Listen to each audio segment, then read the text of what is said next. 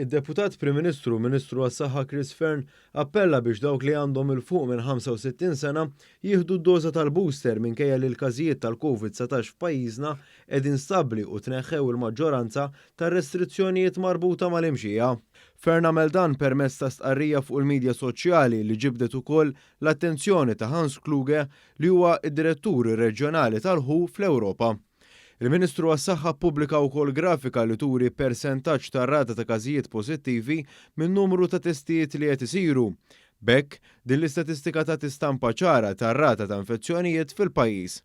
Fl-istatistika ħareġ kif f'Jannar li għadda kien hemm rata ta' infezzjonijiet ftit anqas minn dik ta' April. Dan ġie attribwit għal bosta raġunijiet fosthom il-wasla tal-varjant Omicron fil-bidu ta' din is-sena u l-irjieħ staġjonali li waslu għal ammont kbir ta' testijiet u li battew xi ftit lejn ir-rebbiegħa. Din il-mewġa ġiet esperjenzata kważi madwar id-dinja kollha.